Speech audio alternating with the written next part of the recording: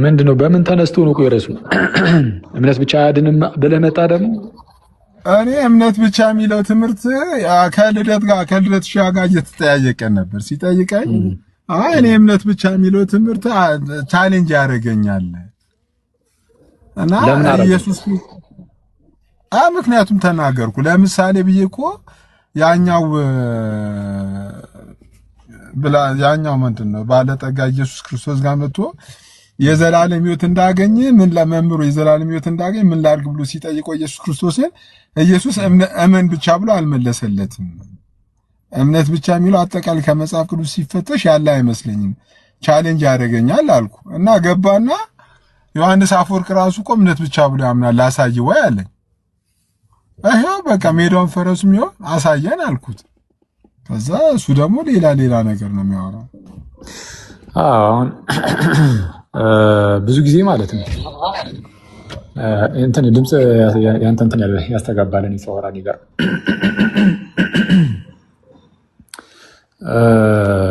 አሁን መሰረታዊ ችግር ብዬ የማስበው እኔ በተለይ በፕሮቴስታንት ውስጥ ያሉ እምነቶች እነዚህ በተለይ ብቻዎቹ ምናምን መነሻቸው አይታወቅም በብዙዎች ዘንድ ማለት ነው። እና ራሳቸው ፕሮቴስታንት ወንድሞቻችንም አያውቋቸውም እና መነሻው ምን እንደሆነ ስለማይታወቅ በጣም የተንጠለጠለ ሀሳብ ይሆናል። አሁን እኛ ከዚህ ቀደም ከሚስጥራት አንጻር ምናምን እያደረግን እንመልሳለን። ለምሳሌ እምነት ብቻ የሚለውን አይ ጥምቀትን አግልላችኋል ብለን እንትላለን። አይ ጥምቀትን እንቀበላለን የሚል ሰው ከመጣ ግን ዘን ወደኋላ መለስ ብለን የእምነት ብቻን መሰረቱን እናየዋለን ማለት ነው። መፈተሽ እንጀምራለን። እና እምነት ብቻ የሚለው ትምህርት በጣም አደገኛ የሚያደርገው ስራን ስላገለለ ምናምን ብቻ አይደለም፣ ጥምቀትን ስለሚያገል ብቻም አይደለም። ባይዘው እምነት ብቻ የሚለውን ትምህርት ፕሮቴስታንቶች አይ ጥምቀትም ለድነት ነው ቢሉ ለምሳሌ መተው እንደው ስራ ምናምንም ብለው የተወሰነ እንትን ለማለት ቢሞክሩ ግን ስቲል እምነት ብቻ የሚለው ትምህርት ከመነሻው አንጻር በጣም አደገኛ ትምህርት ነው። እኔ አሁን እንደውም እሱ ቢኖር ኖሮ አሪፍ ነበረ፣ የቅድሙ ወንድም ቢኖር አሪፍ ነበር። ግን እዚህ ጋር ያላችሁ ፕሮቴስታንቶች ካላችሁ በዛውን በደንብ እንድታዩትም ማለት ነው። እኔ እንደውም ዝም ብዬ እመጣበታለሁ ብዬ ነበር። ይህንን እምነት ብቻ የሚለው ትምህርት ላይ የተወሰነ ሄድበታለሁ ብዬ ነበር እና ዩስቲቲያ ክሪስቲ አሊያና የሚባል ገለጻ አለ። ዩስቲቲያ ክሪስቲ አሊያና ማለት ባዕድ የሆነ የክርስቶስ ጽድቅ ማለት ነው። ባዕድ የሆነ ለዚህ ለእምነት ብቻ ትምህርት ይሄ ነው መሰረቱ፣ እንዳትረሱ። እምነት ብቻ ለተሰኘው ትምህርት መሰረቱ ዩስቲቲያ ክሪስቲ አሊያና የሚለው ነው። ይህም የክርስቶስ ባዕድ የሆነ ጽድቅ ማለት ነው። ባዕድ የሆነ ጽድቅ ማለት ባዕድ ማለት ውጭ የሆነ ከአንተ ውጭ የሆነ ጽድቅ ማለት ነው። አሁን እነሱ እምነት ብቻ ሲሉ ጽድቅ በእምነት ብቻ ነው እያሉ ያሉት። ስለዚህ እምነት ብቻ የሚነገረው ለጽድቅ ነው እና ያ ጽድቅ በእምነት ብቻ የሚገኘው ጽድቅ ደግሞ እግዚአብሔር መጥቶ እናንተን የምርም ውስጣችሁን ያጸድቀዋል እያሉ አይደለም። በነገራችን ላይ ታውቃላችሁ፣ ይሄን በፕሮቴስታንት ትምህርት እምነት ብቻ ሲመሰረት ጽድቅ የሚለው ትምህርት ላይ ይሄ አስቀድሞ ከእምነት ብቻ በፊት ጽድቅ የሚለው ትምህርታቸው ስለሆነ የሚታየው በእነርሱ እምነት መሰረት ጽድቅ ማለት አንድ ሰው ጸደቀ ሲባል የምርም ውስጡ እየጸደቀለት አይደለም።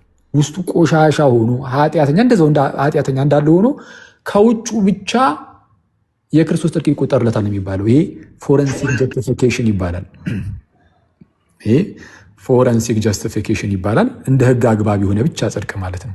ይህ ምን ማለት ነው? እኛ ሁላችን ወንጀለኞች ነበርን። ተመልከቱ በደንብ ኃጢአተኞች፣ ወንጀለኞች ነበርን። ኃጢአተኛ እንደመሆናችን ወንጀለኛ ነን። ከዛ በኋላ ወደ ፍርድ ወንበር ፊት ሄዳችሁ ስትቀርቡ ማለት ነው ዳኛው ወንጀለኛ እንደሆናችሁ እዛው ወንጀላችሁን ሳያጥብ ከወንጀለኝነታችሁ አያጸዳችሁም፣ አያጥባችሁም። እግዚአብሔር ምን ያደርጋል? ከዛ ከወንጀለኝነታችሁ ከኃጢአታችሁ በማንጻት ሳይሆን ይልቁንም የክርስቶስ ጽድቅ ስላለ ክርስቶስ የፈጸመው ጽድቅ ማለት ነው እሱን ዝም ብሎ ዲክሌር ያደርጋል፣ ያውጃል። አክሊል ጻድቅ ነው የሚል አዋጅ ዲክላሬሽን ነው። ጽድቅ ለእነርሱ ዲክላሬሽን ነው። ጽድቅ ለእነርሱ አዋጅ ነው። ጽድቅ ለእነርሱ ውጭ ነው። ጽድቅ ለእነርሱ ባዕድ ነው። ጽድቅ ለእነርሱ ምንድነው? ባዕድ ነው፣ ውጫዊ ነው። ስለዚህ ውስጥህ አይደለም። አሁን አንተ እግዚአብሔር አጸደቀኝ ተብሎ ሲነገር እግዚአብሔር ውስጤን እያጸደቀው ነው፣ እንደዛ አይደለም። ቆሻሻ ነህ። ውስጥህን ከማጠብ አንጻር አይደለም ጻድቅ የተባልከው። ልክ ውስጥህን አጥቦት አይደለም ጻድቅ ያደረገ፣ ወይም ጽድቁ በአንተ ውስጥ የለም። ካንተ ውጪ ነው። ይህ ካንተ ውጪ የሆነው ጽድቅ ደግሞ የክርስቶስ ነው። ስለዚህ በተመሳሳይ ሰዓት ኃጢአተኛም ነው። ያው ውስጡ ኃጢአተኛ ነው፣ ምክንያቱም ውስጡ አይደለም የሚጸደቀው። ግን ደግሞ ስለታወጀለት ብቻ ጻድቅ የሚል አዋጅ ስለተነገረለት ብቻ ግን እንደ ጻድቅ ደግሞ ይቆጠራል። የክርስቶስ ጽድቅ ተቆጥሮለት ጻድቅ እየተባለ ይጠራል ማለት ነው። ይህንን በተለይ ሉተር ሲሙሊስተስ ኤት ፔካቶር ይለዋል። ሲሙሊስተስ ሲሙል ማለት ሳይመልታነስሊ በእንግሊዝኛው ሳይመልታነስሊ አት ዘ ሴም ታይም በተመሳሳይ ሰዓት ማለት ነው። በተመሳሳይ ሰዓት ሲሙል ይስተስ ማለት ራይቸስ ጀስት ማለት ነው። ጻድቅ በተመሳሳይ ሰዓት ጻድቅ ኤት ማለት እና ፔካቶር ደግሞ ኃጢአተኛ። በተመሳሳይ ሰዓት ኃጢአተኛም ጻድቅም ነው። ስለዛ ውስጡ ሰውየው ኃጢአተኛ ነው፣ ቆሻሻ ነው። ከዛ በኋላ ከውጭ ግን ጻድቅ ነው። ከውጭ ያለው የክርስቶስ ጽድቅ ነው። ልክ ለምሳሌ አንድ ሰው በጣም ሰውነቱ ቆሻሻ ቢሆን ማለት ነው፣ ቆሻሻ ቢሆን እግዚአብሔር ያንን ሰው እንዴት ነው ንጹህ ያደረገው? የምርም ሰውነቱን አንጽቶት አይደለም። ንጹህ ልብስ ከላይ ያለብሰውና ከዛን ከውጭ ከለበሰው ከንጹህ ልብሱ አንጻር እሱም የክርስቶስ ጽድቅ ማለት ነው። ውጫዊ ነው ብለውናል። እንትኑ ይሄ የጽድቁ ውጫዊ ነው፣ ወይም ደግሞ ሉተርም እንደሚለው ባዕድ ነው። ኤሊየን ራይቸስነስ ነው። ስለዛ ከላይ ንጹህ ልብስ ያለብሰውና ውስጡ እኮ ቆሻሻ ነው ሰውየው። በቃ ይኸው ከላይ ንጹህ ልብስ ለብሷል፣ እንግዲያውስ ንጹህ ነው የሚል አዋጅ ይነገርለታል። አሁን ይህ ጽድቅ ከእነርሱ ውስጣቸው ያለ ሳይሆን ውጭ ላይ ያለ ስለሆነ ይህንን ስራ ለድህነት ያስፈልጋል የሚለውን በፍጹም ሊገናኝ አይችልም። አሁን ሊያመጡት ጭራሽ ከጭንቅላታቸው ጋር አብሮ ሊሄድ አይችልም። ለምን? ኦልሬዲ ጽድቁ ከእነሱ ውጭ ነው፣ ውጭ ላይ ሆኖ እየተቆጠረ ነው ያለው። እሱን ደግሞ በእምነት ነው የምንይዘው ነው። አይተዋል። እምነት ብቻ የሚለው አደገኛ የሆነ ትምህርት የሚመሰረተው በዚህ አደገኛ በሆነው የጽድቅ ትምህርት ላይ ነው። ይህ ትምህርት ደግሞ በጣም የሚያስገርመው በታሪክ ውስጥ ማለት ነው። አሁን ይህ ጸጋ ብቻ ምናምን የሚለውን ትምህርት ስንማማር ለምሳሌ ኦገስቲንን እንዲጠቅሱ ፈቅደን አለ ማለት ኦገስቲን ጸጋ ብቻ ላይ የተወሰነ ሳት ያለ ነገር ስላስቀምጠ ስላስተማረ ማለት ነው። በቃ እንደዚህ አሁን እንደዚህ አስተምረዋል ካስተማሩ ማለት ነው። በስተት አንድ አባት ያስተማር ካለ አላስተማርም ብለን አንገግምም። በቃ ያለ ሪያሊቲ ካለ ከሪያሊቲ መተን እነግራቸዋለን። ለምሳሌ አውግስቲኖስ ጸጋ ብቻ ላይ ወደ ካልቪኒስቶቹ የቀረበ ወደ ሉተር የቀረበ ወደ ሉተራውያን አይደለም። ወደ ሉተርና ሉተራውያን ይለያያሉ። ሉተራውያን አሁን ላይ ያሉት ሉተራውያን ሲጀመር ሉተራኖቹ ሙሉ በሙሉ ከሉተር ጋር አይስማሙም። ሉተር ከካልቪኒስቶቹ ጋር ይስማማል። እንደውም በዚህ ጸጋ ብቻ ላይ ከካልቪኒስቶቹ ጋር ነው የሚመሳሰሉ ትምህርቱ። አሁን ላይ እንዳሉት ሉተራውያን አይደለም አስተምህሮቱ። ቦንዴጅ ኦፍ ዘ ዊል ላይ የሚያስቀምጠው የቅድመ ውሳኔ ትምህርት ሙሉ በሙሉ ከካልቪን ጋር ተመሳሳይ ነው። ምናልባት ከካልቪንም እንደውም ካልጨከነ እንጃ። እና ከጆን ካልቪን ጋር ተመሳሳይ ነው። ከሉተራውያን ጋር ይለያያል። የሉተራውያኑ ትምህርት ከሉተር በኋላ የመጡት ሰዎች ዲክላይን እንዳደረጉት ነው የተቀበሉት። ለማንኛውም ግን ቁም ነገሩ ምንድን ነው? ኦገስትን ለምሳሌ እንዳልኳቸው አሁን የጸጋ ብቻ ላይ ተመሳሳይ ነው። እንደነ ሉተር አስተምሯል፣ እንደነ ጆን ካልቪን አስተምሯል የሚል ነገርን አስቀምጠን ነበር። እምነት ብቻ ላይ ግን ኦገስትንም አላስተማረም፣ አንድም ሰው አላስተማረም። ይህንን ስንል አሁን ቅድም ስተከራከሩበት እምነት ብቻ የሚል ቃል የታለ የሚል ነገር ሲነሳ ነበር። እምነት ብቻ የሚል ቃል አባቶች ቢጠቀሙ ምንም ችግር የለብንም። እምነት ብቻ የሚለውን ትምህርት እኛም የምንቃወመው ቃሉን አይደለም ትምህርቱን ነው። ጸጋ ብቻ የሚል ለምሳሌ በአንድ አባት ለምሳሌ በጎርጎርዮስ ዘንዚናዙ ጽሑፍ ውስጥ ለምሳሌ ብናገኝ ገና ለገና ጸጋ ብቻ የሚል ቃልን ተጠቀመና የፕሮቴስታንቶቹን የጸጋ ብቻ አስተምህሮ ይቀበላል ማለት ነው? አይደለም። እኛ ከቃሉ አይደለም ችግራችን፣ ውስጡ ያዘለው ትምህርት ምንድን ነው ነው። አንድ ሰው ለምሳሌ እምነት ብቻ ሲል እንደው ስድን እኔ መልካም ስራ ሰርቼ ሕግጋትን ጠብቄ ከእኔ ስራ የተነሳ ያ ስራ ታይቶ ከዛ በኋላ ደግሞ ሲደመር እምነት የመሆኑ ከዛን እግዚአብሔር ጸጋን ሰጠን ምናምን እንደዛ እንልም አይደል? ይህንን ለመቃወም ሲባል እንደው እምነት ብቻ ሲል አንድ ሰው ማለት ነው በእኔ ስራ አይደለም ለማለት ከሆነ ያንን ቃል የተጠቀመው አንከራከሩም። ራሱ ኢማጂን ይህንን ቃል ተጠቅሞ ራሱ። ስለዚ እኛ ጉዳያችን ከቃሉ አይደለም። ጸጋ ብቻ ሲባልም ልክ እንደዛ ነው። ከዚህ ቀደም እንደተባባል ነው አንድ ሰው ጸጋ ብቻ ብሎ ግን በእኔ ስራ አይደለም እግዚአብሔር ነው ያዳነኝ ለማለት የራሱን ስራ ገለል ለማድረግ ጸጋ ብቻ ብሎ ቢናገር አንከራከሩም። ስቲል ቃሉ ግን ተጠቅሞታል። ስለዛ ጉዳያችን ቃሉ ላይ አይደለም አስተምህሮ ላይ ነው። ከአስተምህሮ አንጻር ካየነው እምነት ብቻ የሚሉ አስተምህሮ ቅድም እንዳልኳችሁ የሚመሰረተው ፎረንሲክ ጀስቲፊኬሽን ላይ ነው። ባዕድ የሆነው የክርስቶስ ጽድቅ ኤሊየን ራይቸስነስ ላይ ነው። እና ይሄ በአንድ ጊዜ ኃጢአተኛም ጻድቅ ምናምን እያሉ ይሄ ሁሉ ነገር ውጫዊ ጽድቅን ውጫዊ ስላደረጉት እሱ ላይ ነው ትልቁ ስህተት ያለው። ከዛ አንጻር አንድም አባት አላስተማርም። እና ይህንን ደግሞ እኛ ብቻ አይደለንም ራሳቸው ፕሮቴስታንቶች ራሱ ያውቃሉ ይላል። አሁን እዚህ ቲክቶክ ላይ ያሉትን ተዋቸው። ግን ለምሳሌ አሊስተር መግራዝ የተባለ አንድ እውቅ ፕሮቴስታንት ምሁር አለ። አሊስተር መግራዝ በጣም እውቅ የሆነ ፕሮቴስታንት ምሁር ነው። ሪፎርሜሽን ቶት የተሰኘ ደግሞ በጣም ታዋቂ ደግሞ መጽሐፍ አለው። በፕሮቴስታንት ቴዎሎጂ ትምህርት ቤቶች ውስጥ ምናምን ሳይቀር በጣም ለተማሪዎች ሪከመንድ የሚደረግ አይነት መጽሐፍ ነው። ብዙዎቹ የሱ መጽሐፍት እንደዛ ናቸው። እውነቱን ለመናገር በጣም ምሁር ነው። እሺ እና በዚህ በሪፎርሜሽን ቶቱ መጽሐፉ ላይ እንደተናገረው ኦገስትን ሉተር ይዞ የመጣው ትምህርት ይሄ ጽድቅ የእግዚአብሔር ጽድቅ የሚለው ትምህርቱ ውጫዊ ነው የሚለው ነገር ማለት ነው። ፎረንሲክ ነው የሚለው ትምህርት ፎረንሲክ ነው ማለት እንደ ህግ ሲቆጠር ማለት ነው። በህጋዊ አግባብ ነው የሚያዩት። እሺ ገስ ዝም ብሎ ውጭ ላይ በቃ ይህ ሰው ነፃ ነው ተብሎ መታወጅ ብቻ በቃ ጽድቅ ለነሱ እንደዚህ ነው እንጂ ውስጣዊ አይደለም ጽድቅ። በውስጣዊ መለወጥ ያምናሉ፣ ግን ያመለወጡ ግን ጽድቅ አይደለም። ይሄ ወይም ደግሞ የመጽደቅ ጉዳይ ሳይሆን መቀደስ ነው። ያ መቀደሱ ደግሞ ለድህነታቸው ለጽድቃቸው ምንም የሚጠቅመው ነገር የለም፣ ምንም አይገናኝም። በቃ ጽድቅ የክርስቶስ ጽድቅ ነው በቃ የሚቆጠረው እሱ ውጭ ነው። ከአንተ ውጭ ምንም ከእሱ ጋር የሚያገናኝ ነገር የለም። ለማንኛውም እና አሊስተር መግራዝም ምን ይላል? የሉተር ይሄ ባዕድ የሆነ ጽድቅ ምናምን እያለ የሚጠራው ነገር እሱ በቃ እንግዳ ነው። ሉተር ወለድ ነው። ፕሮቴስታንት ወለድ ትምህርት ነው።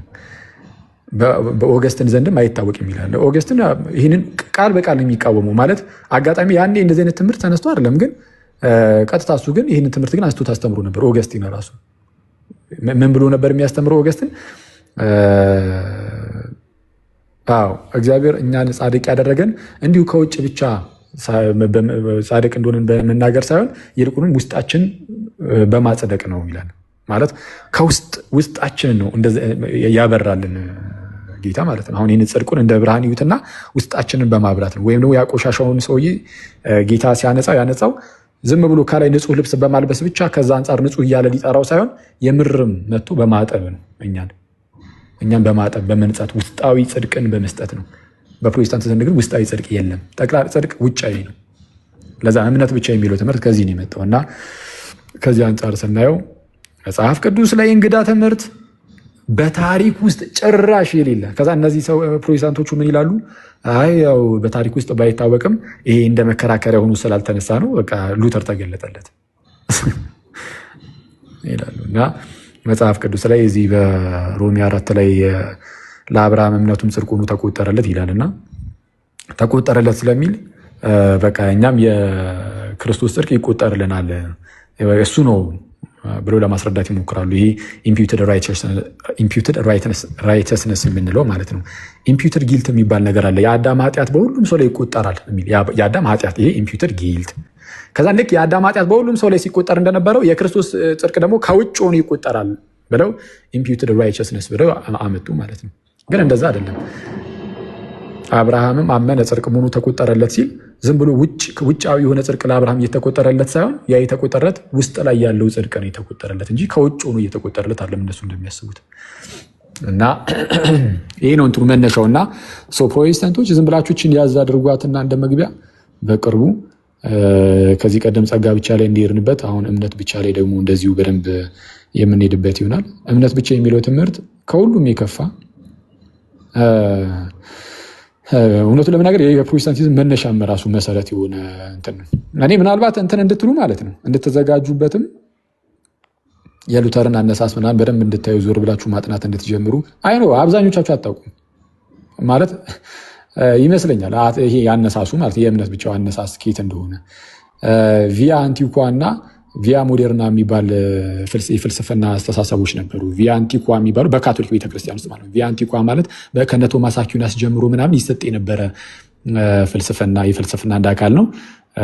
ሪያሊዝም ነው አስተሳሰቡ። ኤኒዌይስ እሱን ቆይ አንድ ያዝ አድርጉትና ከዛ የሆነ ሰዓት ላይ አንድ ቪያ ሞዴርና የሚባል የፍልስፍና አስተሳሰብ መጥቶ እዛ ውስጥ ነበር ሉተር እሱ ነበር የሚቀበለው እና እምነት ላይ ያተኩራል። ግን እግዚአብሔር ጸጋውን የሚሰጠን ጽድቁን የሚሰጠን እኛ ስንጠር ነው፣ በቻልነው አቅም ከጣርን ብቻ ነው ጽድቁን የሚሰጠን የሚል አስተሳሰብ ነበረና እሱ አስጨንቆት ነው በቃ ሉተር ታዲያ እኔ የቻልኩት እንዴት አድርጌ ነው በራሴው ያለ እግዚአብሔር እንደዚሁ ኃጢአትን ጠልቼ እግዚአብሔርን ወድጄ መኖር እንዴት ነው የሚችለው ብሎ ተጨነቀ። ልሞት ነው እንዴ ሊቀጣይ ነው ማለት ነው? የእግዚአብሔር ጽድቅ የሚባለው በቃ የሚቀጣበት እንጂ ለሰው የሚሰጠው አይደለም እንዴ አይነት ነገር ጭንቀት ውስጥ ገባና ሉተር በኋላ ላይ ሮሜ 1:17ን ጻድቅ በእምነት ይኖራል ተብሎ እንደተጻፈ ተብሎ የተነገረ ማለት የእግዚአብሔር ጽድቅ ከእምነት ወደ እምነት ምናምን የሚለው ክፍል አለ አይደል? እሱ ላይ በጣም ቀን ከሌሊት ሳሰላስል ይላል ሉተር። በኋላ ላይ በቃ ተገለጠልኝ እና የተገለጠለት ምንድነው ፓሲቭ ራይቸስነስ እንዳለና ይሄ ጽድቁ በጣም ውጫዊ ሆኖ ከዛ በኋላ በእምነት የሚቆጠርልን እንደሆነ በቃ እንደዛ ሆነ ምናምን ነገር ሆነ ተከናወነ ትላለህ። ስለዚህ አሁን እሱን እዩ እና በደንብ እናወራበታለን። ሉተር እንዳለው የሉተር የጭንቀት ውጤት ነው። ትክክል። እምነት ብቻ ጭንቀት የወለደው እምነት ነው። ጭንቀት የወለደው መጽሐፍ ቅዱስ የወለደው አይደለም። የቤተክርስቲያን ታሪክ የወለደው አይደለም። ጭንቀት የወለደው ነው። ጭንቀት የወለደው እምነት ነው። እምነት ብቻ የሚለው ትምህርት ጭንቀት የወለደው። አኪዮስ እዚህ ላይ ሜቢ የኢቨን ሁላ ላይክ መነኩሴ በነበረበት ሰዓት ገዳማዊ ሕይወት ውስጥ እዛ በሚኖርበት ሰዓት ላይ በጣም እነሱ አባቱ ራሱ እኮ የጻፉት ነገር አለ። በጣም ጭንቀታም እንደነበረ አለ። ከመጠን በላይ በጣም ስትረግል ያደረግ እንደነበረ ኢቨን ሁላ የሆነ ስፒሪት እንደያዘው ሰው ራሱ አንዳንድ አክት ያደረግ እንደነበረ ምናምን ነገር ሁላ ገዳማዊ ካቶሊክ ሆኖ መነኩሴ በነበረበት ሰዓት እና አሁን አንተ እንዳልከው ከነዚህ ጭንቀት ለመውጣት ነው። እነዚህ ያለ አይደል አንዳንዴ ለራሳችን የምንነግራቸው ውሸቶች አሉ አይደለ? የሆነ ነገር የሰው ልጅ የሆነን ውሸት እውነት ነው ብሎ ራሱ መቀበል ይችላልና ከነዚህ ሁሉ ጭንቀቶች ለመውጣት ነው። አሁን አንተ እንዳልከው ይመስለኛል አይደል? እንደዛ ጽፏል። ትክክል ነው። እንደዛ ነው። መነኩሴ እያለ ነው በነገራችን ላይ እሱ ምንድነው ሉተር በጣም ታማኝ መነኩሴ እንደነበረ ነው የሚናገረው እንግዲህ ራሱን ማለት ነው። እና በሚኖርበት በዛን ወቅት ላይ ግን ይሄ ምንድነው በቪያ ሞዴርና ፍልስፍና ስር ይኖር ስለነበረ በዛ በፍልስፍናው ስር ደግሞ ይሰጥ የነበረ ትምህርት አለ ነው የሚለው። እና ይሰጥ የነበረው ትምህርት ደግሞ የእግዚአብሔር ጽድቅ ተብሎ የሚጠራው ማለት ነው። የእግዚአብሔር ጽድቅ የሚሰጠው በጣም ለጣሩ ሰዎች ጥረታቸውን አይቶ እስከቻልክ ድረስ ትጠራለህ፣ ኃጢአትን መጠላት አለብህ፣ እግዚአብሔርን በጣም መውደድ አለብህ፣ ያኔ እግዚአብሔር ጽድቁን ይሰጣል አይነት ነገር የሚል ትምህርት ይሰጣል አለ ሉተር ነው የሚለው። ስለዚህ አሁን እሱ ደግሞ ራሱ ማየት ጀመረ። በጣም ዲስፕሊን እንደሆነ ምናምን ለመኖር ይሞክራል። እሱ እንዳለው ከሆነ በዚህ በምንኩስና ማለት ግን በተመሳሳይ ሰዓት ደግሞ ኃጢአተኝነቱ ደግሞ ይታወቀዋል። ሙሉ በሙሉ ለንስሐ አባቴ ኃጢአቴን ራሱ ተናዝዣለሁ አልተናዘዝኩም የሚለው ነገር ያስጨንቀዋል። እና እንደዚህ አይነት ነገር በጣም ያስጨንቀው ስለነበረ እግዚአብሔርን ራሱ ጠላሁት አለ። እግዚአብሔርን ራሱ ጠላሁት ያኔ ማለት ነው። ያኔ በነበረበት አስተሳሰብ ነው ያልኩት። ደግሞ ከዛ በኋላም እግዚአብሔርን እየጠላሁ ኖር አላልኩም። ግን ያኔ ግን እግዚአብሔርን ጠላሁት። የእግዚአብሔር ጽድቅ የሚለውን ኃይለ ቃል እሱም እጠላው ጀመራለ። የእግዚአብሔር ጽድቅ የሚለውን ራሱ ጠላሁት። ለምን ሰው በቻለ አቅም ሁሉ እንደዛ ሆኖ ምናምን ነገር ከሆነ የሚቀበል እግዚአብሔርን ጽድቅ ማንም ሰው ደግሞ እንደዛ መሆን አይችልም ማለት ማንም ሰው እንደዛ ማድረግ። ስለዛ ለየትኛውም ሰው የእግዚአብሔር ጽድቅ ሊሰጥ አይችልም በዚህ አይነት። ስለዚህ የእግዚአብሔር ጽድቅ ማለት ሌሎችን ኃጢአተኞችን የሚቀጣበት መቅጫው ነው። ይህ እግዚአብሔር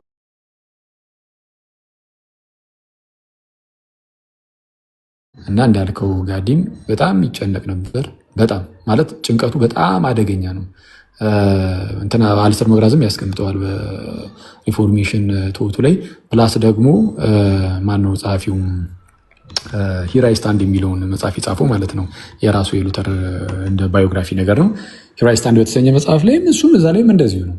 እና በአጭሩ እንደዚህ አይነት በጣም አስጨናቂ ነገር ውስጥ ገብቶ ከዛ በኋላ ነው ሮሜ 1:17 ላይ ኮንተምፕሌት ሲያደርግ እሱ እንዳለው ከሆነ ቀን ከሌሊት ሲያስብ ሲያሰላስል በቃ የእግዚአብሔር ጽድቅ የሚለው ላይ ደረስኩበት አለ። ከዛም በቃ ወደ ገነት እንደገባሁ ነው የቆጠርኩት፣ ዳግም እንደተወለድኩኝ ተሰማኝ፣ ሀሳቡን ተረዳሁት አለ። እና ሀሳቡን ስለተረዳሁት ጭንቀቴ ሁሉ ረገፈልኝ አለ። በጣም የሚገርመው ግን ሀሳቡን የተረዳው በቤተክርስቲያን አባቶች መንገድ አይደለም ምናምን በቃ ማን ሹክ እንዳለው አናቅም።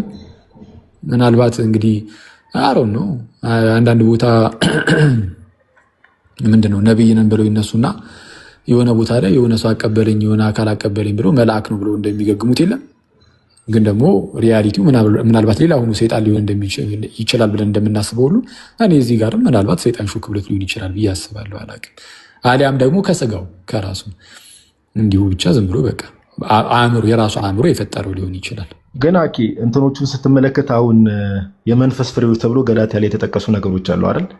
በኋላ እንግዲህ ዳግም ነው የተወለድኩት ካለ በኋላ ስፔሻሊ አሁን የቤተክርስቲያን አባቶች ላይ አባቶችን የሚተችበት መንገድ እና አላል ራሱን የሆነ ሚዛን አድርጎ የሚያይበት መንገድ እነ ቅዱስ ዮሐንስ አፈወርቅም ብዙ አባቶች እነሱ ተሳስቷል እኔ ልክ ነኝ የሚልበት መንገድ እነዚህ ካራክተሮቹን ባህሪዎቹን ስመለከት ስፔሻሊ እሱ ለፈጠረው ትምህርት ያ ትምህርት ትክክል ነው ብሎ ራሱን ከማሳመን አልፎ ከዛ ትምህርት አጌንስት የቆሙ ሰዎችን አታክ የሚያደርግበትን መንገድ ስትመለከት አሁን እንደዚህ አይነት ነገር የመንፈስ ፍሬ ነው ብለን ልናገር እንችላለን? እኔ መንፈስ ቅዱስ ነው ብዬ አላስብም። ለምን? መንፈስ ቅዱስ ሀምብል የሚያደርግ ነው። ኢቭን ራሳችንን ዝቅ አድርገን ሌሎችን ከፍ አድርገን እንድናይ የሚያደርግ ነገር ነውና ስፒሪቱ እንዳልከው እኔ አላቅም ብለህ አንተ አለፍከው። እኔ ግን ያኛው ስፒሪት ነው ብዬ ነው የማስበው። ያው የእንትን ሉተር በተለይ አንዳንድ አቋሞቹ ላይ በጣም እንትን ነው። እኔ እንግዲህ ከዚህ በፊትም ብዬዋለሁ። በጣም ያው አንዳንድ ሉተራኖችን አናዷል። በእርግጥ ያገላለጽ ግን ያው ከይቅርታ ጋር ማለት ነው ትንሽ የትዕቢቱ ነገር በጣም አደገኛ ነው ማለት። ለምሳሌ የእምነት ብቻ ምናምን ጉዳይ ላይ ይሄ ትምህርት በቃ አንድ ጊዜ እንዲህ ከደረሰበት በኋላ ያው በቃ እሱን እንግዲህ ፐርሰናሊ በተለይ እሱን በጣም ስላረጋጋውም ይመስለኛል ወይም ደግሞ እንግዲህ እንዳልከውም እንግዲህ የክፉ መንፈስ ስራም ሊሆን ይችላል። ግን ወደ መጨረሻው የህይወቱ ክፍል ላይ ሳይቀር ከካቶሊካውያን ጋር የተወሰነ ውይይቶች ምናምን ሊደረጉ ያው ሁሌም ጥረት ይደረጋል ምናምን እና ያኔ የስማልካልድ አንቀጾች አሉ። የስማልካልድ አንቀጾች ይሄ ብዙ ጊዜ የምናወጣው የሉትራኖች እንትን ቡኒ መጽሐፍ እሱ ላይም አለ መሰለኝ ስማልካልድ አርቲክልስ እሱ ሁለተኛው ክፍል የመጀመሪያ አንቀጽ ላይ ተቀምጧል። ስለ ጀስቲፊኬሽን ስለ ጽድቅ ምናምን ያወራበት እና እምነት ብቻ የጽድቅ ጉዳይ ላይ ጽድቅ በእምነት ብቻ የሚለውን ጭራሽ እሱ አይነካ ለውይይት ራሱ ርዕስ ሆኖ ራሱ አይቀርብም ነው የሚለው። ጭራሽ እሱ ላይ ምንም ድርድር የለም። በቃ ይሄ ነው አለቀ። ሰማይና ምድር ይገለባበጣል። ይሄ ትምህርት በፍጹም አይነካም ነው የሚለው። ሰማይና ምድር እንደውም በሌላ አይ ቲንክ በገላትያ መልእክቱ ትርጓሜ ላይ ነው። በዛ ደግሞ ምን ይላል? በቃ የሆነች ቤተክርስቲያን የምትወድቀው የምትነሳውን በዚህ ትምህርት ላይ ነው ይላል። ጽድቅ በእምነት ብቻ የሚለው ኢማጂን እንዲህ ብሎ በድፍረት የሚናገረው እሱ ራሱ 16ኛው ክፍለ ዘመን ላይ ባመጣው ትምህርት አንድ የቤተ ክርስቲያን አባት የለም ምን ያለ እምነት ብቻ የምትለውን ቃል የተጠቀመ አይደለም፣ ግን ጽድቅ በእምነት ብቻ የሚለውን የእሱን አይነት አስተምሮ የእሱን አይነት አስተሳሰብ ያለው ጽድቅን ውጫዊ አድርጎ ከዛው ከውጭ ደግሞ እሱን በእምነት ይዞ ምናምን እሱ ይሄ ጭራሽ በቃ የለም። እና ራሱ 16ኛው ክፍለ ዘመን ላይ ወልዶት ይሄ ማለት እኮ በሌላ አማርኛ እስከ 16ኛው ክፍለ ዘመን ድረስ ቤተክርስቲያን እንዲህ አይነት እሱ እንዳስተማሩ አይነት የእምነት ብቻ አይነት አስተምራ ስለማታውቅ ቤተክርስቲያን ጠፍታ ነበር ማለት ነው፣ ወድቃ ነበር እንደሱ አስተሳሰብ ከሆነ እና ይሄ ለሉተር እና እንትኑ ይሄ ትዕቢቱ ምናምን በቃ የአባቶችን ትምህርት አባቶች እኮ እንዲህ ብለው አስተምረዋል እያልክ ስታመጣለት እንዳልከው አይሰማም። የራሳቸው ጉዳይ ነው የሚለው። እንደው ጭራሽ ሌላ ትምህርት ላይ የተናገሩትን ዝም ብሎ እያመጣ ከዚህ በፊትም እንዳየነው ለምሳሌ እና ጄሮም እኮ በነፃ ፈቃድ ያምናል ተብሎ ሲነገሩ እሱ ነፃ ፈቃድን አያምንም ሉተር። እና ነፃ ፈቃድ ደግሞ ለሉተር በጣም ቋሚ ትምህርት ነው። ልክ እንደዚህ ከእምነት ብቻ ጋር አብሮን የመጣው ነፃ ፈቃድ ገና ከጅምሩ ሰው ማንም ሰው ይሄ ራሱ በጣም ጥሩ እስከሚችለው ድረስ ጥሩ ከዛ በኋላ ጽድቅን ይቀበላል ምናምን ሲሉ ነበር። እሱ ሙሉ በሙሉ ልክ ሲንደው በምን መልኩ ነው የናደው? ገና ከጅምሩ ሰው ሙሉ በሙሉ ምንም ነገር ራሱ ወደ የእግዚአብሔር ነገር ለመቀበል ምንም ማምጣት አይችልም፣ ሙት ነው። ስለዛ ጽድቅ ራሱ ፓሲቭ ነው፣ ጽድቁ ራሱ ማለት ነው። እና ሰውየው ሲያጸድቀው ሰውየውን እግዚአብሔር ሲያጸድቀው ሰውየው የሆነ ነገር እያደረገ እየሰራ የሚቀበል አይደለም ምንም ነገር እና የሆነ ነገር ስለፈቀደ ምናምንም አይደለም። በቃ ፓሲቭ ነው ራይቸስነሱ ራሱ ብሎ ነው የሚያስተምረው። እና ለዚህ ደግሞ እንደው ጄሮም ለምሳሌ በነፃ ፈቃድ ያምናል ሲባል ሉተር ጭራሽ ጄሮም እንደዛ ቢሆንም እኔ እንኳን እንጃ ጄሮምን እንኳን አልቀበልም እዚህ ከጄሮም ጋር እዚህ ጋር አልስማማም ምናምን ብሎ አሁን ሊያልፍ ይችላል ብላችሁ ስትጠብቁ እሱ የሚናገርበት መንገድ ምንድን ነው? ጄሮም ይላል ይሁት እስቲ ስለ ድንግልና የተናገረበትን ክፍል ማለት በድንግልና ጸንቶ ስለመኖር ማለት ነው፣ ስላለማግባት ሰልበት ሆኖ ስለመኖር ጄሮም ሲናገር ምን ብሎ ተናግሯል? ምንድነው? ጋብቻ ምድርን ይሞላል አለ አይደል? አዎ ጋብቻ ምድርን ይሞላል ማለት ያው ልክ እግዚአብሔር አምላክም በዘፍጥረት ላይ እንደተናገረው ብዙ ተባዙ ምድሪቷንም ሙሉ ይሌላ ይሄ ምድር የምትሞላው በጋብቻ ነው። ስለዚህ ጋብቻ ምድርን ይሞላል አለና ኦኬ እሺ በድንግልና የሚኖር ሰውስ በረከት የለውም? አለው። በቃ ሰማያዊ በረከት አለው። እሱ ደግሞ ይሄ በድንግልና መኖር ደግሞ ምንኩስና ማለት ነው፣ ሰማይን ይሞላል ብሎ ተናገረ። ይህንን ይዞ አሁን ስለ ነፃ ፈቃድ እየተወራ የማይገናኝ ርዕስ ሉተር አንስቶ ይህንን የጄሮምን ይጠቅስና ምን ጄሮም እንዲህ ብሎ ያብዳል ሉተር። ከዚህ በላይ ስድብ ምን አለ እያለ ይናገራል። እንግዲህ በሌላ መልኩ የራሳችን ነፃ ፈቃድ እንዳይጎዳ የእኛን የሥራ ድርሻ ደግሞ ጨመረ ይላል። የእኛ የሥራ ድርሻ ጨመረ። ምን ነፃ ፈቃድ አለን ብሎ ማለት ነው። የእኛ ድርሻችን ምንድነው? በነፃ ፈቃዳችን ተጠቅመን እንደምናምን ማለት ነው። ሆኖም ማለት ነው ዳግመኛ አጠፋው ደግሞ እንዳንታበይ ደግሞ አጠፋው ምን ብሎ ከእኛ አይደለምና የሚለውን ጨመረ። ምን ማለት ነው? ከእኛ አይደለም እንዳንታበይ ታለም ያልጻፈ ታለም ሚዩት አድርገው ለምን ያልተጻፈ ታነበለ እንዳንታበይ የሚል አለ እዚህ ጋር ሚዩት አድርገው ሰቨሪ ደግመ እንዳገባሽ ወዳጅ ከእኛ ሲል ከእምነትም አይደለም አለ። ከእምነትም አይደለም። ምክንያቱም ክርስቶስ ባይመጣ ኖሮ ክርስቶስ ባይመጣ ኖሮ ባይጠራን ኖሮ እንዴትና ምን ነበር ማለት ነው። ከኛ አይደለም ማለት ክርስቶስ ባይመጣ ክርስቶስ ባይጠራን እኛ ማመን እንችላለን ማለት ነው? አንችልም። ክርስቶስ መምጣት አለበት፣ ክርስቶስ መጥራት አለበት ማለት ነው። ስለዚህ ምክንያቱም በሮሜ መልእክት ምዕራፍ 10 ምን ብሏል ሐዋርያው? ባልሰሙትስ እንዴት ያምናሉ? ካልሰማህ ክርስቶስ መጥቶ ሰው ሆነ፣ ተሰቀለ፣ ሞተ፣ ተነሳ የሚለውን ስብከት ሳትሰማ እንዴት ልታምን ትችላለህ ማለት ነው። ከእምነትም አይደለም ሲል ክርስቶስ መጥቶ ባይሰቀል፣ ባይሞት፣ ባይነሳ እንዲህ ተብሎ ደግሞ ባይሰበክልህ ባትሰማ እንዴት ታምናለህ? ስለዚህ ልታምን አትችልም ማለት በመሆኑ የእምነት ስራ በራሱ የራሳችን አይደለም ማለት ነው። ኦኬ ይሄን ብሎ ተናገረ። ይህ ሲል ግን መልካም ስራ በጭራሽ አያስፈልግም እያለ ነው አይደለም። ይኸው ቁጥር 10 እዛው ቁጥር 9 እንመላለስበት ዘንድ እግዚአብሔር አስቀድሞ ያዘጋጀውን መልካሙ ስራ ለማድረግ በክርስቶስ ኢየሱስ ተፈጠርን የሚለውን ክፍል ሲያብራራ ምን ብሎ ይናገራል? ይኸው አንድ ሰው የተረጋጋ ቢሆን ነገር ግን ጨካኝ ከሆነ፣ አንድም ርኅሩህ ሆኖ ግን ዘራፊ ከሆነ፣ አንድም በእውነት ከሌሎች ሰዎች ንብረት ከመውሰድ ታቅቦ ግን የራሱን የማይለግስ ከሆነ ሁሉም ከንቱ ይሆናል አለ። ሁሉም ምን ይሆናል? ከንቱ ይሆናል። አንዲት በጎ ስራ ብቻ በክርስቶስ የፍርድ ወንበር ፊት በድፍረት እኛን ለማቅረብ በቂ አይደለም፣ በጭራሽ በቂ አይደለም ይልና በጎ ስራችንን ታላቅና የተለያዩ ማድረግ ሁሉን አቀፍና ሙሉ ማድረግ ያስፈልገናል ይላል። መልካም ስራችንን ሁሉን አቀፍ ማድረግ ያስፈልገናል።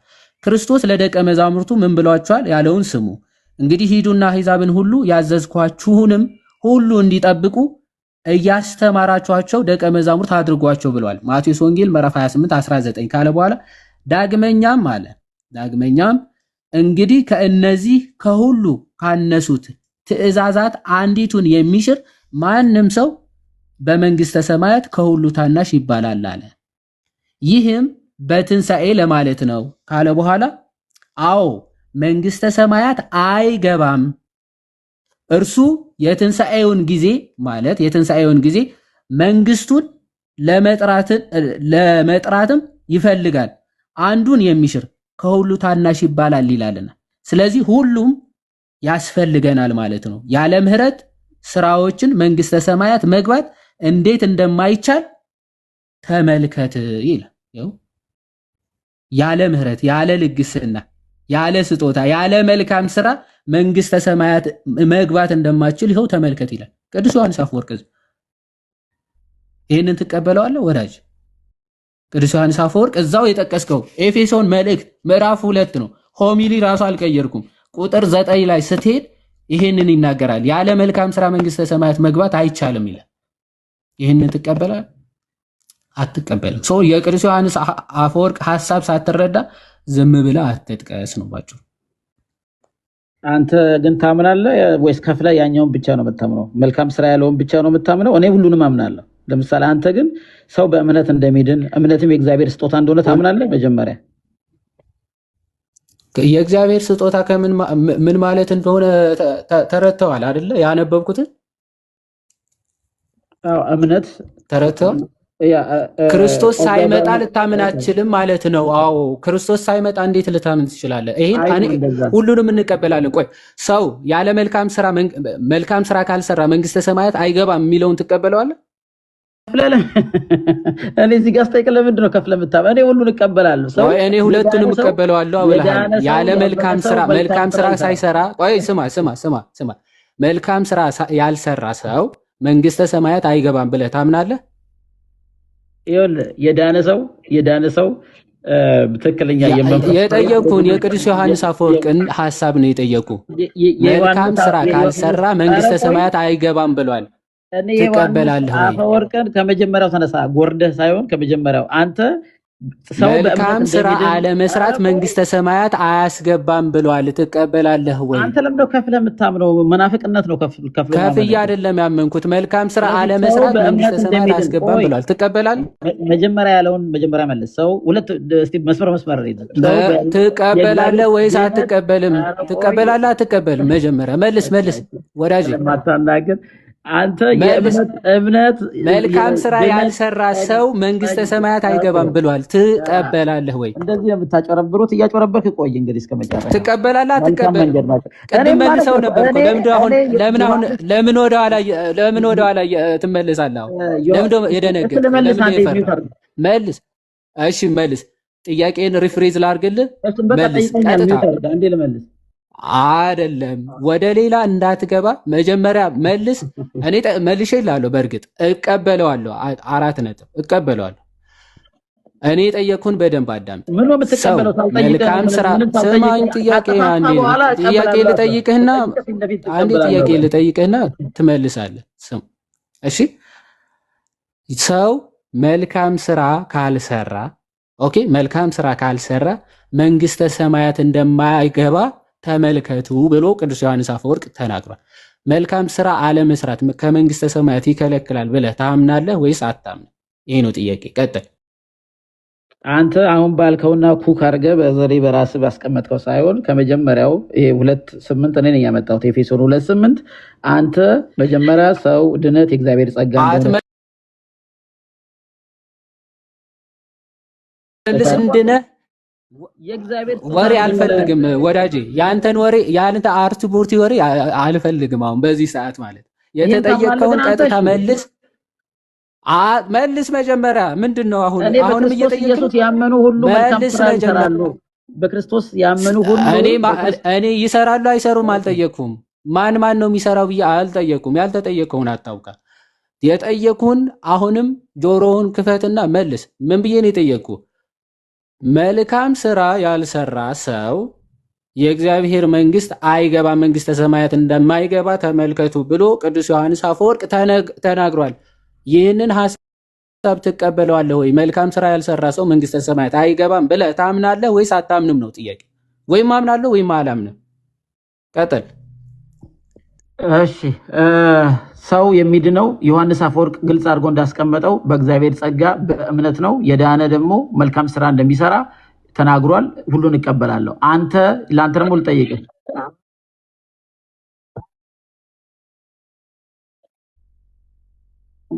ሙሉን አንብበው። ሙሉን ቆርጠ አይደለም፣ ሙሉን አንብበው። ቆርጠ ሳይሆን ቆርጠ። ቆይ ወደ ከዚህ ጀምሮ አነበብኩልህ። ይሄንን ሐሳብ ትቀበለዋለህ? ቆይ ቆርጠ ሳይሆን ሙሉን አንብበው። ያለ ምህረት ስራዎች መንግስተ ሰማያት መግባት እንዴት እንደማይቻል ተመልከት ይላል። ትቀበለዋለህ? ይሄን ሐሳብ ቆርጠ ሳይሆን ሙሉን አንብበው። ይሄንን ሐሳብ ትቀበለዋለህ ወይ? የሆነች ነገር ቆርጣ አውጥተው ትቀበላለህ ማለት ይሄ ዝም ብሎ የዱርዬ ይኸው ሐሳቡ ተቆርጠዋል ካልክ ሶቨሬን ሐሳቡ ተቆርጠዋል ካልክ ይኸው እዚህ ክፍል ላይ እንደዚህ ይላል ማለት ይሄኛው ክፍል ከዚህ ጀምሮ ነው እያብራራ ያለው። እንመላለስበት ዘንድ እግዚአብሔር አስቀድሞ ያዘጋጀውን መልካሙን ስራ ለማድረግ በክርስቶስ ኢየሱስ ተፈጠርን ይላል። መልካም ስራ ለማድረግ ነው የተፈጠርነው ሲባል ምን ማለት ነው የሚለውን እያብራራ ከዚህ ጀምሬ አውዱን ላንብብልህ። ከአውዱ ወይም ደግሞ ከዚህ አውድ የተለየ ካልኩኝ አንተ እንደዛ አይልም። ከፍ ብለህ ወይም ደግሞ ዝቅ ብለህ አንብብልኝ ትላለህ። ቅዱስ ዮሐንስ አፈወርቅ ግን ምን እያለ ነው? ያለ መልካም ስራ መንግስተ ሰማያት መግባት እንዴት እንደማንችል ተመልከት ይልና ይኸው ያብራራል። ምን ማለት ነው ሲያብራራው፣ ሆኖም ይህ ብቻ ከሌለን ወደ እሳት እንጣላለን ይላል። በደንብ ይህ ብቻ ከሌለን ወደ እሳት እንጣላለን ምን ማለት ነው? እናንተ ርጉማን ለሰይጣንና ለመላእክቱ ወደ ተዘጋጀ ወደ ዘላለም እሳት ከእኔ ሂዱ ብሏልና ለምን እና እንዴት ተርቤ አላበላችሁኝምና። ለምንና እንዴት ማለት እናንተ ወደ ዘላለም እሳት ሂዱ ያላቸው በምን ምክንያት ነው ብለን ከጠየቀን ይላል ለምንና እንዴት ነው እነዚህ ሰዎች ወደ ዘላለም እሳት የገቡት ብለን ብንጠይቅ ይኸው ተርቤ አላበላችሁኝምና ተጠምቼ አላጠጣችሁኝምና ብሎ ተናግሯል። ማቴዎስ 25:42። ስለዚህ የተራበን አለማብላት አለማጠጣት ራሱ ይኸው ወደ እሳት እንድንጣል ያደርገናል ብሎ ቅዱስ ዮሐንስ አፈወርቅ ተናግሯል። ትቀበላለህ ወይስ አትቀበል?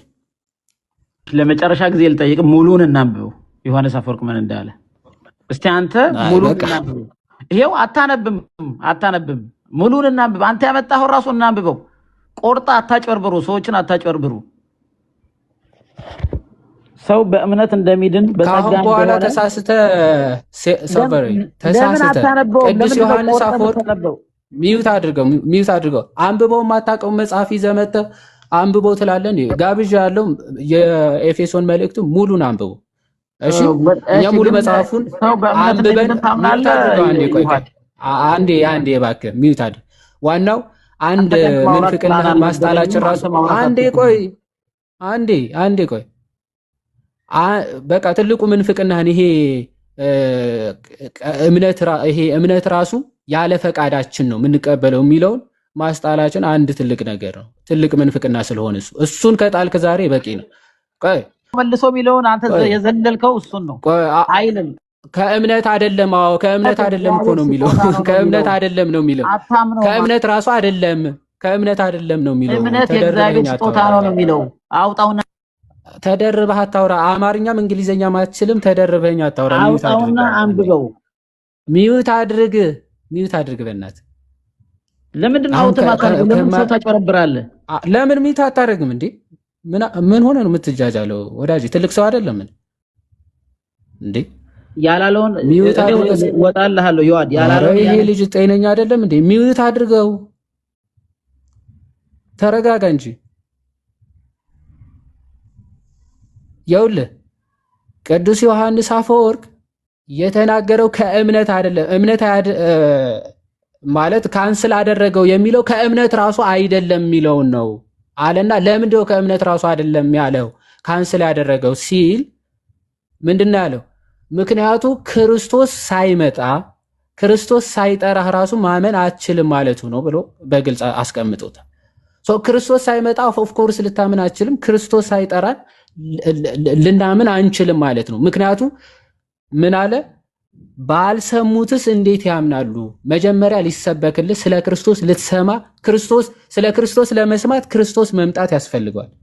ስለ ክርስቶስ ለመሰበክ ክርስቶስ መምጣት፣ መሞት፣ መሰቀል፣ መነሳት ያስፈልገዋል። ስለዚህ ክርስቶስ ራሱ ባይመጣና ድህነቱን ባይፈጽም ማመን ራሱ አትችልም ነው። ምን ብለህ ታምናለህ? ምን ተብሎ ተሰብኮልህ? ስለዚህ ለዛ ነው ባልሰሙትስ እንዴት ያምናሉ ተብሎ የተነገረው። ከእምነት ራሱ አይደለም። ክርስቶስ መጥቶ የሰራው ስራ አለ። ያንን ስራ ሲሰበክልህ ስትሰማ ነው ልታመን የምትችለው። ነፃ ፈቃድህን ተጠቅመ ብሎ ቅዱስ ዮሐንስ አፈወርቅ እየተናገረ ይህ ሲል ስለ ኢኒሻል ሳሊቬሽን ነው። የኛ ምንም ውጤት አለበት ብለን አናምንም እኮ። ኢኒሻል ሳሊቬሽን ላይ የመጀመሪያ መዳናችን ላይ እኛ አዋተን ከኛ የሆነ ስራ ከኛ መልካም ስራ ታይቶ ኔዳን ነው ብለን አናምንም እኮ። መች እንደዚህ ብለን ሰብከን እናውቃለን? በመልካም ስራችን ነው ልጅነት ያገኘ ነው ብለን እናምናለን። በጸጋው በምስጢራት በኩል አምነን ተጠምቀን የእግዚአብሔር ልጅነትን አገኘን ብለን ነው ምናምን እንጂ የሆነ መልካም ስራችን ታይቶ ከዛ በኋላ በዛ መልካም ስራችን ልጅነት አገኘን ብለን እናምናለን? አናምን። መጀመሪያ ክርስቶስ በሰራው ስራ አምነን ስንጠመቅ በጸጋው የእግዚአብሔር ልጆች እንሆናለን። ከዛ በኋላ ምን አዲስ ፍጥረት እንሆናለን። አዲስ ፍጥረት ሆነን ደግሞ በመልካም ስራ ልንመላለስ ግድ ይለናል። መልካም ስራ ካልሰራን ደግሞ ወደ ዘላለም እሳት እንጣላለን። በቃ የቅዱስ ዮሐንስ አፈወርቅ ትምህርት ይሄ ነው። የኦርቶዶክሳዊ ትምህርትም ይሄ ነው። አንተ ግን ምን ብለህ ነው የምታምነው? ያለ እምነት ያለ እምነት ያለ ነፃ ፈቃድ አስቀድመን ድነን ነው ራሱ ምናምነው የሚል ትምህርት ነው ያለ። ምክንያቱም አንተ ካልቪኒስት ስለሆንክ ማለት ነው። ኦኬ ሪጀነሬሽን ፕሪሲድስ ፌዝ ብለን ወጣም። ኦኬ ሪጀነሬሽን ራሱ ዳግም ልደት እምነትን ይቀድመዋል ብለን የምታምነው። ቅዱስ ዮሐንስ አፈወርቅ ግን ነፃ ፈቃዳችን ፈጽሞ የሚያስወግድ አይደለም። ኦኬ የኛ ድርሻ አለበት፣ እሱም ነፃ ፈቃዳችን ነው ብሎ በግልጽ ተናግሯል። ነፃ ፈቃድ አለን፣ መቀበል የምንችልበት ነፃ ፈቃድ አድርጎ ተሰጥቶናል። ያንን ነፃ ፈቃዳችን ተጠቅመን ለመቀበል ግን ክርስቶስ አስቀድሞ ሞቷል፣ ተነስቷል ተብሎ መሞት መነሳት የግድ ያስፈልገዋል ማለት ነው። ከዛ አንጻር ነው የተነገረው ማለት ነው። እኔ ጨርሻለሁ።